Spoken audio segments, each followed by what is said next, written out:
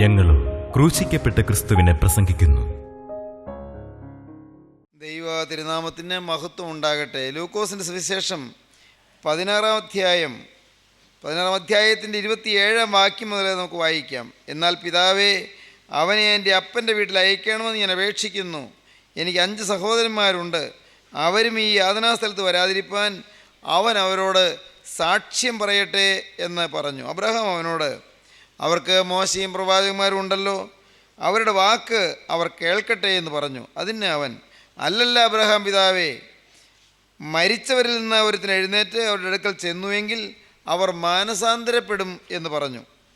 അവൻ അവനോട്, അവർ മോശയുടെയും പ്രവാചകന്മാരുടെയും വാക്ക് കേൾക്കാഞ്ഞാൽ മരിച്ചവരിൽ നിന്ന് ഒരുത്തിന് എഴുന്നേറ്റ് ചെന്നാലും വിശ്വസിക്കുകയില്ല എന്ന് പറഞ്ഞു.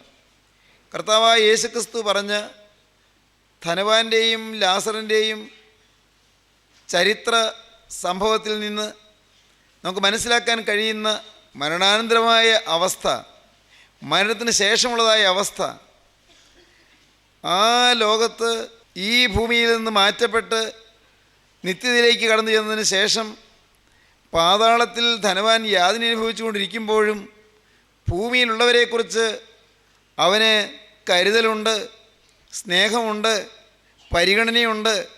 അവനക്കാര്യം അത് പറയുന്നുമുണ്ട്. അക്കരദേശത്തേക്ക് പോയവർ, ഈ ഭൂമിയിൽ നിന്ന് മാറ്റപ്പെട്ടവർ, ഈ ഭൂമിയിലുള്ള ആളുകളെക്കുറിച്ച് കരുതലുള്ളവരാണ്. അവർ പാതാളത്തിൽ യാതനാസ്ഥലത്താണെങ്കിൽ പോലും ഈ യാതനാസ്ഥലത്ത് എൻ്റെ പ്രിയപ്പെട്ടവർ വരരുത് എന്ന് ആഗ്രഹിക്കുകയാണ്. എൻ്റെ സഹോദരന്മാർ 5 പേരും അവർ ഇന്നത്തെ നിലയിലാണ് ജീവിക്കുന്നതെങ്കിൽ ഈ യാതനാസ്ഥലത്ത് എത്തിപ്പോകും. ഈ യാതനാസ്ഥലത്തേക്ക് തന്നെയാണ് അവരും വരാൻ പോകുന്നത്. കാരണം അവർക്ക് മാനസാന്തരമില്ല. അവർക്ക് മാനസാന്തരമില്ല എന്നുള്ളതാണ് യാതനാസ്ഥലത്ത് എത്തുന്നതിന്, നിത്യ യാതനാസ്ഥലത്തേക്ക് പോകുന്നതിന് കാരണം എന്ന് ആ ധനവാനായ മനുഷ്യൻ മനസ്സിലാക്കി. ആത്മാവിന് മനസ്സിലാക്കാനുള്ള കഴിവുണ്ട്.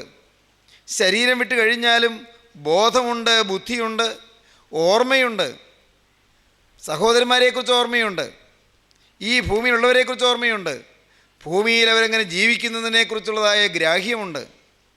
അവർ മാനസാന്തരം ഇല്ലാത്തവരാണ് എന്നുള്ളതിനെക്കുറിച്ചുള്ള വേദനയുണ്ട്. ഈ നിലയിൽ അവർ ജീവിച്ചാൽ യാതനാസ്ഥലത്ത് അവർ എത്തിച്ചേരും എന്നുള്ള വാസ്തവമായ മനോബോധ്യം ഈ ഭൂമിയിൽ നിന്ന് കടന്നു പോകുന്നവർക്കുണ്ട്. അത് ഗൗരവമുള്ളൊരു കാര്യമാണ്. അവർ നിത്യ ശുഭതീരത്തെത്തിയില്ല, അവർ പരിശുദ്ധന്മാരുടെ നിരയിൽ എത്തിയില്ല, ദൈവരാജ്യത്തിൽ അവരെത്തിയില്ല. ദൈവരാജ്യത്തിൻ്റെ മനോമോഹനത്വം അവർ കാണുന്നുണ്ട്. അബ്രഹാം പിതാവിൻ്റെ മടിയിലിരിക്കുന്ന ലാസറിനെ അവർ കാണുന്നുണ്ട്. അബ്രഹാം പിതാവിൻ്റെ മടിയിൽ ലാസർ സ്വസ്ഥമായും സുഖമായും സൗഖ്യമായും ഇരിക്കുന്നത് ഈ ധനവാൻ കാണുന്നുണ്ട്. എന്നാൽ ആ സൗഭാഗ്യം എനിക്ക് എന്നേക്കുമായി നഷ്ടപ്പെട്ടല്ലോ എന്നുള്ള സങ്കടവും നിരാശയും ദുഃഖവും എല്ലാം ഹൃദയത്തിൽ നിറഞ്ഞു നിൽക്കുന്നുണ്ട്.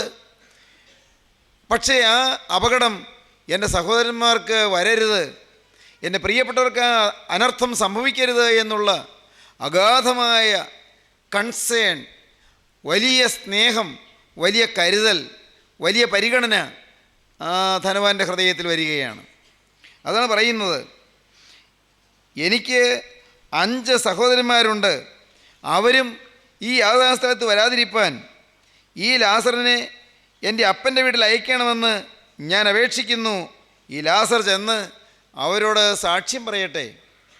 ലാസർ ഇന്ന് അനുഭവിക്കുന്നതായ സൗഭാഗ്യം അത് നിത്യ സൗഭാഗ്യമാണെന്നും, ഞാൻ ഈ ഭൂമിയിൽ നിന്ന് മാറ്റപ്പെട്ടതിന് ശേഷം ഞാൻ അനുഭവിക്കുന്നതായ ദൗർഭാഗ്യം, യാതന, ഘോരമായ ദുരിതം, തീർത്താൽ തീരാത്ത നഷ്ടം അത് നിത്യമാണ് എന്നും ഈ ധനവാൻ മനസ്സിലാക്കുകയും അവർക്ക് വേണ്ടി ഒരു സാക്ഷ്യം പറയുന്നതിന് ലാസറിനെ അയക്കണമെന്ന് അപേക്ഷിക്കുകയും ചെയ്യുന്നു.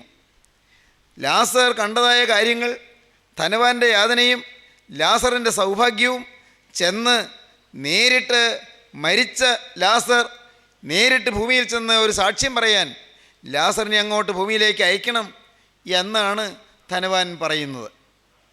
പ്രിയപ്പെട്ടവരെ, എന്നാൽ അബ്രഹാം പിതാവ് പറയുകയാണ്, ഇങ്ങനെ മരിച്ചവരിൽ നിന്ന് ഒരാൾ എഴുന്നേറ്റ് ചെന്നല്ല അവിടെ സാക്ഷ്യം കൊടുക്കുന്നത്. അവിടെ അവർക്ക് ആവശ്യമുള്ള വചനം കൊടുക്കുവാൻ പ്രവാചകന്മാരുണ്ട്. കാലാകാലങ്ങളിൽ ദൈവം നിയോഗിച്ചിട്ടുള്ള പ്രവാചകന്മാരുണ്ട്. ദൈവം നിയമിക്കുകയും നിയോഗിക്കുകയും അധികാരപ്പെടുത്തുകയും ചെയ്ത ദൈവത്തിൻ്റെ വ്രതന്മാരുണ്ട്, ദൈവത്തിൻ്റെ ശുശ്രൂഷകന്മാരുണ്ട്. മോശയും പ്രവാചകന്മാരും ഉണ്ടല്ലോ. അവരുടെ വാക്കാണ് അവർ കേൾക്കേണ്ടത്. ഈ ഭൂമിയിൽ വെച്ച് തന്നെ അവർക്ക് പ്രവാചകന്മാരുടെ നാവിൽ കൂടി വരുന്ന ദൈവത്തിൻ്റെ പരിശുദ്ധാത്മാവിൻ്റെ ശബ്ദം കേൾക്കാം. ദൈവത്തിൻ്റെ പരിശുദ്ധാത്മാവ് പ്രവാചകന്മാരുടെ നാവിൽ കൂടി പറയുന്നത് കേൾക്കുകയും മനംതിരിയുകയും ചെയ്യാം. ഉടനെ ധനവാൻ പറയുകയാണ്, അവർ മാനസാന്തരപ്പെടണമെങ്കിൽ ഭൂമിയുള്ളവരാരും പറഞ്ഞാൽ സാധിക്കുന്ന രീതിയിലല്ല അവരുടെ സ്വഭാവഗതി ഇരിക്കുന്നത്. ഈ ഭൂമിയിലുള്ള ആരെന്ന് പറഞ്ഞാലും അവർ മാനസാന്തരപ്പെടുകയില്ല. അവർ മാനസാന്തരപ്പെടണമെങ്കിൽ മരിച്ചവരിൽ നിന്നൊരാൾ എഴുന്നേറ്റ് ചെന്ന് ഒരിക്കലും സംഭവിക്കാത്ത രീതിയിലുള്ളതായ ഒരു അത്ഭുതം നടന്നു കഴിയുമ്പോഴാണ് അവർ മാനസാന്തരപ്പെടുന്നത്. മരിച്ചവരിൽ നിന്ന് ഒരാൾ എഴുന്നേറ്റ് ചെന്ന് പറഞ്ഞാൽ ആ സാക്ഷ്യം അവർ കേൾക്കുകയും അവർ മാനസാന്തരപ്പെടുകയും ചെയ്യും. ഉടനെ അബ്രഹാം പിതാവ് പറയുകയാണ്, അല്ലല്ല, ഭൂമിയിലുള്ള പ്രവാചകന്മാരുടെ വാക്ക് അവർ കേൾക്കാൻ മനസ്സില്ലെങ്കിൽ മരിച്ചവരിൽ നിന്ന് ഒരാൾ എഴുന്നേറ്റ് ചെന്നാലും അവരെ മാനസാന്തരപ്പെടുകയില്ല, അവർ വിശ്വസിക്കുകയില്ല. മാനസാന്തരം വിശ്വാസത്താലാണ്. കാര്യഗൗരവത്തിലേക്ക് നാം വരികയാണ്. നമ്മുടെ കരുണയുള്ള കർത്താവ് ഈ കാര്യത്തിൻ്റെ മർമ്മം പ്രസ്താവിക്കുകയാണ്. മാനസാന്തരം കൂടിയേ കഴിയൂ. ജീവിത പരിവർത്തനം സംഭവിച്ചേ പറ്റൂ. ഹൃദയം മാറിയേ പറ്റൂ. ഹൃദയം മാറാതെ, സ്വഭാവം മാറാതെ, ജീവിതത്തിൽ വാസ്തവമായ വ്യതിയാനം സംഭവിക്കാതെ, മനപരിവർത്തനം ഉളവാകാതെ ഒരു കാരണവശാലും ദൈവരാജ്യത്തിൽ എത്തുകയില്ല. യേശുക്രിസ്തു ഒരിക്കലൊരു പ്രമാണിയായ ഉപദേഷ്ടാവായ യഹൂദ റബ്ബിയായ നിക്കോദീമോസിനോട് പറയുകയുണ്ടായി, പുതുതായി ജനിച്ചില്ല എങ്കിൽ ദൈവരാജ്യം കാണുവാൻ ആർക്കും കഴിയുകയില്ല എന്ന്.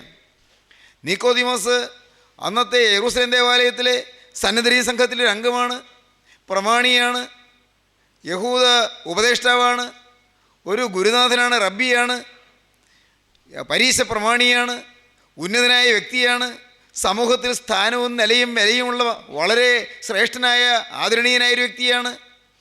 പക്ഷേ നിക്കോദീമോസിനോട് കർത്താവ് പറയുകയാണ്, പുതുതായി ജനിക്കണം.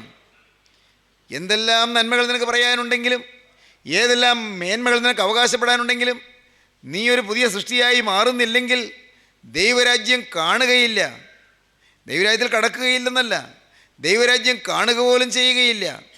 പുതുതായി ജനിച്ചില്ല എങ്കിൽ ദൈവരാജ്യം കാണുവാൻ ആർക്കും കഴിയുകയില്ല എന്ന് നമ്മുടെ കർത്താവ് നിക്കോദീമോസിനോട് പറയുന്ന കാര്യം യോഹന്നാന്റെ സുവിശേഷം 3-ാം അധ്യായം 3-ാം വാക്യത്തിൽ നമുക്ക് കാണാൻ സാധിക്കും. പുതുതായി ജനിച്ചില്ല എങ്കിൽ ദൈവരാജ്യം കാണുവാൻ ആർക്കും കഴിയുകയില്ല. നിക്കോദീമോസ് അമ്പരന്ന് പോയി. ഇവിടെ നാം ഈ മാനസാന്തരം എന്ന പദം കൊണ്ട് അർത്ഥമാക്കുന്നത് ഈ പുതിയ സൃഷ്ടിയാകുക എന്നാണ്. പഴയ സ്വഭാവം മാറുന്നു, പഴയ പ്രകൃതം മാറുന്നു, പഴയ കോപപ്രകൃതി മാറുന്നു, പഴയ പിണക്കം മാറുന്നു, പഴയ വൈരാഗ്യം മാറുന്നു, പഴയ അശുദ്ധി മാറുന്നു, പഴയ ദ്രവ്യാഗ്രഹം മാറുന്നു, പഴയ പ്രവണതകൾ മാറുന്നു, പഴയ ജീവിത ചായ്വുകൾ മാറുന്നു, പഴയ ജീവിത ലാക്കുകൾ മാറുന്നു.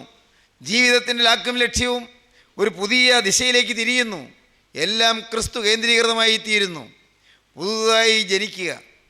സഹോദരങ്ങളെ, മാനസാന്തരം എന്ന് പറയുന്നത് അത് വിശ്വാസത്താലാണ് സാധിക്കുന്നത്. ഒരാൾ വിശ്വസിക്കാതെ ഞാൻ മാനസാന്തരപ്പെട്ടു എന്ന് പറയുന്നതിൽ അർത്ഥമില്ല. വിശ്വാസം മൂലം മാത്രമേ മാനസാന്തരമുള്ളൂ. അതാണ് ഇവിടെ പറയുന്നത്. അവർക്ക് മോശയും പ്രവാചകന്മാരുണ്ടല്ലോ, അവരുടെ വാക്ക് അവർ കേൾക്കട്ടെ എന്ന് അബ്രഹാം പിതാവ് പറഞ്ഞു. അതിന് അവൻ, അല്ലല്ല അബ്രഹാം പിതാവേ, മരിച്ചവരിൽ നിന്ന് ഒരുത്തൻ എഴുന്നേറ്റ് അവരുടെ അടുക്കൽ ചെന്നുവെങ്കിൽ അവർ മാനസാന്തരപ്പെടും എന്ന് പറഞ്ഞു. അവനോട്, അവർ മോശയുടെയും പ്രവാചകന്മാരുടെയും വാക്ക് കേൾക്കാഞ്ഞാൽ മരിച്ചവരിൽ നിന്ന് ഒരുത്തൻ എഴുന്നേറ്റ് ചെന്നാലും വിശ്വസിക്കുകയില്ല എന്ന് പറഞ്ഞു. മാനസാന്തരം വിശ്വാസത്താലാണ്. വിശ്വാസം, പ്രിയപ്പെട്ടവരെ, നാം എല്ലാം പറയും എനിക്ക് വിശ്വാസമുണ്ടെന്ന്. എനിക്ക് വിശ്വാസമുണ്ട്, ഞാൻ ദൈവത്തിൽ വിശ്വസിക്കുന്നു, ഞാൻ ഒരു അവിശ്വാസിയല്ല, ഞാൻ പൂർണ്ണമായും ദൈവത്തിൽ വിശ്വസിക്കുന്നു, ദൈവം സർവശക്തനാണ് ഞാൻ വിശ്വസിക്കുന്നു. യാക്കോബ് ശ്ലീഹ പറയും പിശാചുക്കളും ദൈവത്തെ വിശ്വസിക്കുന്നുണ്ട്. പിശാചുക്കൾ ദൈവത്തെ വിശ്വസിക്കുക മാത്രമല്ല വിറയ്ക്കുകയും ചെയ്യുന്നതാണ് യാക്കോബ് ശ്ലീഹ പറയുന്നത്. യാക്കോബിൻ്റെ ലേഖനം വായിക്കുമ്പോൾ കാണാം, അവർ ദൈവത്തെ വിശ്വസിക്കുന്നു മാത്രമല്ല വിറയ്ക്കുകയും ചെയ്യുന്നു. എന്നാൽ പിന്നെ എന്തുകൊണ്ടാണ് പിശാചുക്കൾക്ക് മേന്മ കിട്ടാത്തത്, അല്ലെങ്കിൽ നന്മ കിട്ടാത്തത്, അല്ലെങ്കിൽ അവർക്ക് ജീവിതത്തിൽ ഒരു ആത്മീയമായ നിലവാരം ലഭിക്കാത്തത്? അതെന്താണ്?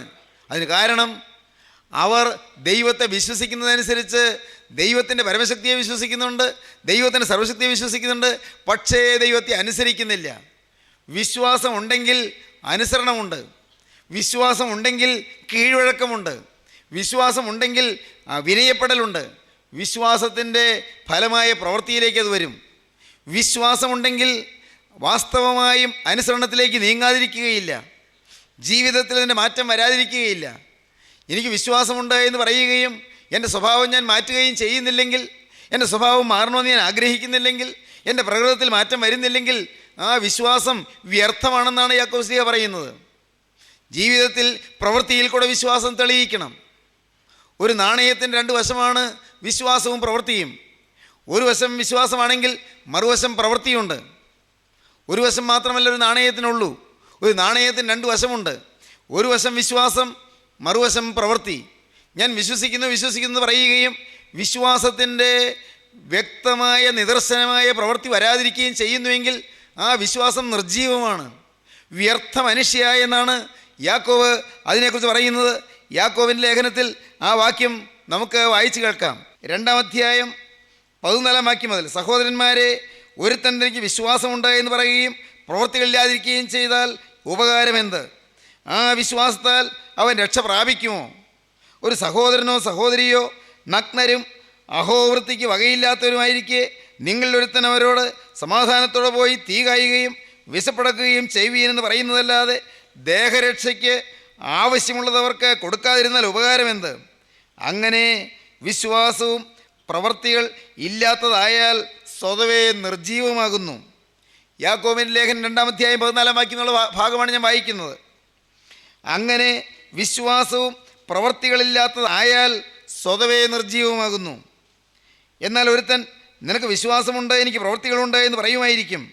നിൻ്റെ വിശ്വാസം പ്രവൃത്തികൾ കൂടാതെ കാണിച്ചു തരിക, ഞാനും എൻ്റെ വിശ്വാസം പ്രവൃത്തികളാൽ കാണിച്ചു തരാം. ദൈവം ഏകനെന്ന് നീ വിശ്വസിക്കുന്നുവോ? കൊള്ളാം, പിശാചുക്കളും അങ്ങനെ വിശ്വസിക്കുകയും വിറയ്ക്കുകയും ചെയ്യുന്നു. വ്യർത്ഥ മനുഷ്യ, പ്രവൃത്തിയില്ലാത്ത വിശ്വാസം നിഷ്ഫലമെന്ന് ഗ്രഹിപ്പാൻ നിനക്ക് മനസ്സുണ്ടോ? വ്യർത്ഥ മനുഷ്യ, പ്രവൃത്തിയില്ലാത്ത വിശ്വാസം വ്യർത്ഥമെന്ന് നിഷ്ഫലമെന്ന് ഗ്രഹിപ്പാൻ നിനക്ക് മനസ്സുണ്ടോ? സഹോദരങ്ങളെ, വിശ്വാസം പ്രവൃത്തികളിൽ കൂടി വെളിപ്പെടണം. ഞാൻ വിശ്വസിക്കുന്നത് പറയുകയും ക്രിസ്തുവിൻ്റെ വചനത്തെ അനുസരിക്കുകയും ചെയ്യുന്നില്ലെങ്കിൽ വാസ്തവത്തിൽ അത് വിശ്വാസം അല്ലെന്ന് മാത്രമല്ല, അത് അവിശ്വാസമാണ്, അത് കൊടിയ വഞ്ചനയാണ്. ഞാൻ എന്നെ തന്നെ വഞ്ചിക്കുന്നെന്നാണ് തിരുവചനം പറയുന്നത്. വിശ്വാസത്തിൽ നിന്ന് ഉത്ഭവിക്കാത്തതൊക്കെയും പാപമത്രേ എന്ന് യാക്കോബ് പറയും. വിശ്വാസത്തിൽ നിന്ന് ഉത്ഭവിക്കാത്തതൊക്കെയും പാപമാണ്. വിശ്വാസം അതൊരു വലിയ ദാനമാണ്, അതൊരു വലിയ കൃപയാണ്, വിശ്വസിക്കാൻ കഴിയുക. ഇസ്രായേൽ മക്കൾ മരുഭൂമിയിൽ കൂടി പോയപ്പോൾ അവരെ അഗ്നിസർപ്പങ്ങൾ കടിച്ചു. സംഖ്യാപുസ്തകം വായിക്കുമ്പോൾ കാണാം, മരുഭൂമിയിൽ കൂടി ഇസ്രായേൽ മക്കൾ പോയപ്പോൾ അവരെ അഗ്നിസർപ്പങ്ങൾ കടിച്ചു. അഗ്നിസർപ്പത്തിൻ്റെ വിഷമേറ്റ് ഓരോരുത്തരായി മരിച്ചു വീഴുകയാണ്. അപ്പോൾ മോശ ദൈവത്തോട് നിലവിളിച്ചു, കർത്താവേ, നീ കൂട്ടിക്കൊണ്ടുപോകുന്ന ജനം അവർ അഗ്നിസർപ്പത്തിൻ്റെ വിഷമേറ്റ് മരിക്കുന്നല്ലോ, ഇവരെ എങ്ങനെ രക്ഷിക്കേണ്ടു? എന്താണ് ഈ വലിയ പ്രശ്നത്തിന് പരിഹാരം? ദൈവം ഒരു പരിഹാരം കാണിച്ചു കൊടുത്തു. ഒരു പിച്ചള കൊണ്ട് ഒരു പാമ്പിനെ ഉണ്ടാക്കുക, ഒരു വലിയൊരു കൊടിമരം നാട്ടുക, ആ കൊടിമരത്തിൻ്റെ മുകളിൽ ഈ പാമ്പിനെ അവിടെ നാട്ടി നിർത്തുക. പിച്ചള കൊണ്ടുള്ള പാമ്പ്, താമ്രസർപ്പം. ഇസ്രായേൽ പാളയങ്ങളിൽ എവിടെ ഇരുന്ന് നോക്കിയാലും ഈ താമ്രസർപ്പത്തെ കാണത്തക്കവണ്ണം ഉയരത്തിൽ നാട്ടി നിർത്തുക. എന്നിട്ട് ജനത്തോട് പറയുക, യഹോവയുടെ വചനമാണിത്, ദൈവത്തിൻ്റെ ശബ്ദമാണിത്. ദൈവത്തിൻ്റെ വചനം അനുസരിക്കൂ. ദൈവത്തിൻ്റെ വചനം ഈ പാമ്പിനെ ഉയർത്തിയിരിക്കുന്ന ദൈവത്തിൻ്റെ വചനപ്രകാരമാണ്. ഈ പിച്ചള കൊണ്ടുണ്ടാക്കിയ പാമ്പിനെ അവിടെ ഉയർത്തി നാട്ടിരിക്കുന്നത് നിത്യനായ ദൈവം അരുളി ചെയ്തതുകൊണ്ടാണ്. നിങ്ങൾ അഗ്നിസർപ്പത്തിൻ്റെ കടിയേറ്റ് കഴിഞ്ഞാൽ ഉടനെ ഈ പിച്ചള സർപ്പത്തിലേക്ക് നോക്കിയാൽ മതി, നിങ്ങൾ രക്ഷപ്പെടും. ഇത് പറയാൻ പറഞ്ഞു. പ്രിയപ്പെട്ടവരെ, കേട്ടാൽ പലർക്കും വിശ്വസിക്കാൻ സാധിക്കാത്ത കാര്യമാണ്. ശരീരത്തിൽ രക്തത്തിൽ വിഷം കലർന്ന് ശരീരത്തിലെ വിവിധ ഭാഗങ്ങളിലേക്ക് ഈ രക്തം പരിഹരണം ചെയ്യുമ്പോൾ ശരീരത്തിലെ എല്ലാ ഭാഗങ്ങളിലും വിഷം വ്യാപിക്കുന്നു. ശരീരത്തിൽ വ്യാപിച്ച വിഷം അങ്ങോട്ട് ദൂരെ നോക്കിയാൽ എങ്ങനെ മാറാനാണ്? വിഷത്തിൻ്റെ ബാധ എങ്ങനെ ഈ ശരീരത്തിൽ നിന്ന് ഒഴിഞ്ഞു പോകാനാണ്? എന്തെങ്കിലും മരുന്ന് ഇഞ്ചക്ട് ചെയ്യുകയാണെങ്കിൽ മാറിയെന്ന് പറയാം, അല്ല ഒരു മരുന്ന് കുടിക്കാനിടയാകുകയാണെങ്കിൽ മാറിയെന്ന് പറയാം. ഇതൊന്നും കൂടാതെ അങ്ങ് ദൂരെയുള്ള ഒരു പിച്ചള സർപ്പത്തിലേക്ക് നോക്കുമ്പോഴേക്കും ഈ വിഷം ശരീരത്തിൽ നിന്ന് മാറുമെന്ന് പറയുന്നത് എങ്ങനെ അംഗീകരിക്കാൻ പറ്റും? മനുഷ്യബുദ്ധിക്ക് വിധേയമല്ല. മനുഷ്യൻ്റെ യുക്തിചിന്തയ്ക്ക് ഭദ്രമല്ലത്. മനുഷ്യൻ്റെ യുക്തിചിന്തയ്ക്ക് വിധേയപ്പെട്ട കാര്യമല്ല. നാം ഇങ്ങനെ ധ്യാനിക്കുകയാണെങ്കിൽ അഥവാ ഭാവനയിൽ കാണുകയാണെങ്കിൽ വിഷത്തിൻ്റെ ബാധയേറ്റ് ശരീരം ക്ഷീണിക്കുകയും തളരുകയും ബോധം കെടാൻ തുടങ്ങുകയും ചെയ്യുമ്പോൾ നോക്കിയവർ പെട്ടെന്ന് ഉന്മേഷം പ്രാപിച്ചു. വിഷത്തിൻ്റെ ബാധ മാറി. കാരണം അവർ വിശ്വസിച്ചു ഈ കൊടിമരത്തിൻ്റെ മുകളിൽ സർപ്പത്തെ നാട്ടുവാൻ പറഞ്ഞത് നിത്യനായ ദൈവമാണ്. അതിൻ്റെ പിന്നിൽ ദൈവത്തിൻ്റെ വചനമുണ്ട്. നിത്യമായ വചനം, നിത്യനായ ദൈവത്തിൻ്റെ സനാതനമായ വചനം, ചിരന്തന നൂതനമായ വചനം.